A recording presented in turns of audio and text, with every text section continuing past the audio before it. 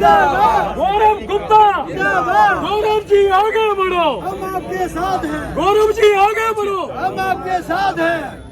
गौरव, आप social activist थे, society के लिए काम करते हैं, अचानक से राजनीति में आना और बीजेपी ज्वाइन करना क्यों?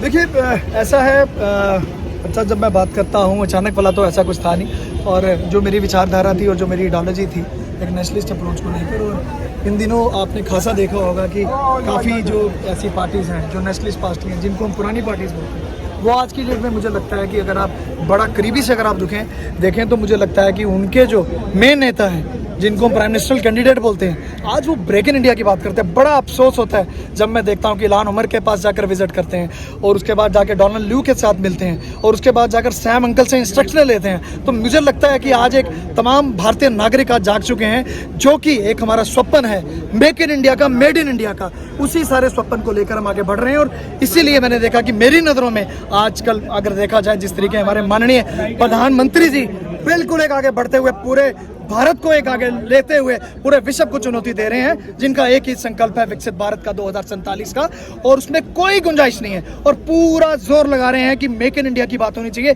ना ही कि ब्रेक इन इंडिया की। अब जिनका मैंने जिक्र किया है वो तो शरेआम बार मुल्कों में जाकर हिंदुस्तान को तोड़ने की बात करते हैं। तो आप कैसे सोच सकते हैं कि हम कैसे पीछे हटेंगे? हम भी एक बिल्कुल सैनिक की तरह इनके साथ जुड़ गए इसी कारण को, इसी विचारधारा को लेकर। हम ये बिल्कुल नहीं होने देंगे, इनका ये स्वप्न जो ब्रेक इन इंडिया का है हम बिल्कुल उसको पूरा नहीं होने देंगे। गौरव, जब इलेक्शन अनाउंस हुए बीजेपी के खिलाफ रिजल्टमेंट थी, फिर जिस तरह से टिकट डिस्ट्रीब्यूशन हुआ वो रिजल्टमेंट थोड़ा और बढ़ा।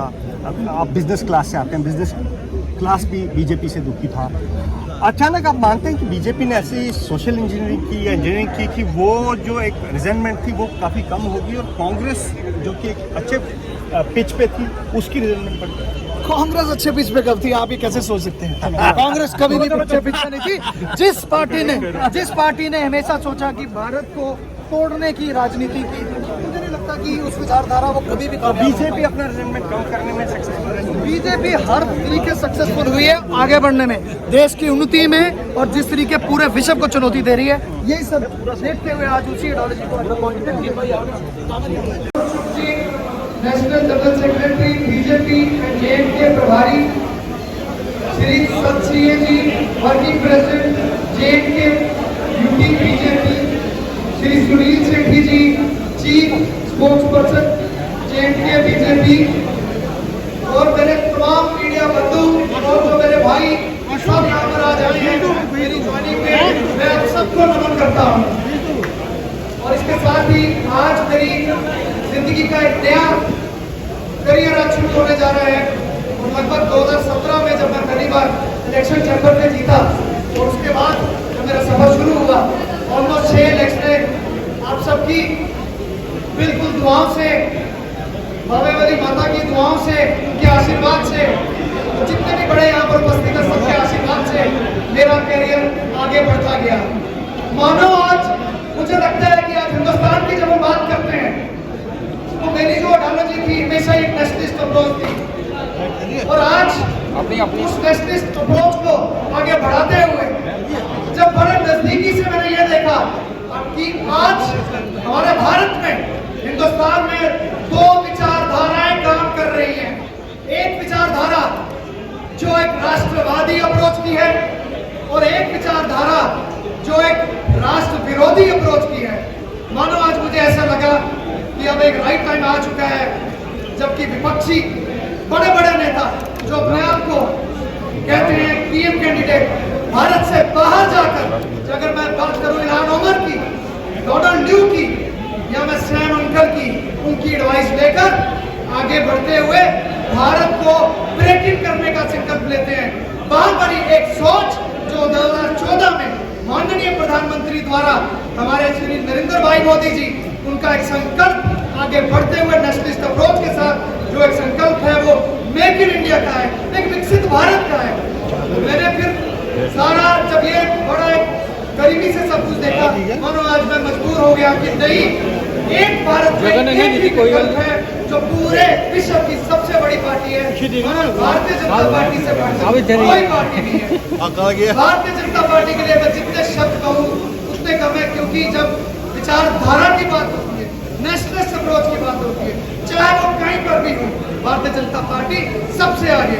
आज जे में ही देखिए जिस तरीके हमारे विपक्षी दल यहाँ पर मैनिफेस्टो जाहिर करते हैं और मैनिफेस्टो में लिखते हैं 370 वापस लाएंगे। हम अपोज करते हैं इन सबको। मैनिफेस्टो में लिखते हैं हम सेल्फ ग्रुप लाएंगे, हम अपोज करते हैं उसको। मैनिफेस्टो में लिखते हैं रेफरेंडम लाएंगे, हम अपोज करते हैं इसको। क्योंकि एक नेशनलिस्ट अप्रोच की जब बात होती है वो जोड़ने का काम करती है, तोड़ने का नहीं। इसलिए आज हम सबके बीच इसी अप्रोच को लेते हुए हम सबके बीच आज मैं आया हूँ और आज मैंने दामन भारतीय जनता पार्टी का यहाँ पर भारत माता की भारत माता की भारत माता की। अभी एक और हस्ती जम्मू कश्मीर की एक बेटी का बलवंत जी पूरी अपनी टीम के साथ आए हैं। मैं बलवंत जी का पूरा पार्षद है और सो गाइस, आपने अभी देखा कि गौरव सर का हमने इंटरव्यू लिया। बहुत ही अच्छे नेता हैं और बोलने की बातचीत करने का तरीका बहुत ही अलग है। तो इसी मतलब गौरव शर्मा जो भी हैं, गौरव गुप्ता बहुत ही अच्छे बंदे हैं। तो उनकी सपोर्ट कीजिए, फुल सपोर्ट कीजिए, उनको जिताइए भारी वोटों से। तो उम्मीद करता हूँ आपको वीडियो अच्छी लगी होगी। अगर अच्छी लगी तो प्लीज़ यार लाइक शेयर एंड कमेंट कीजिए। और उन्होंने लंच में भी इनवाइट किया, अभी करने वाले हैं हम लंच, तो उन्हीं के साथ तो फाइनली मिलते हैं न्यू ब्लॉग के साथ। Thank you for watching my video. और जिसने कल वाला ब्लॉग नहीं देखा वो ज़रूर जाके देखें। सो बाय बाय।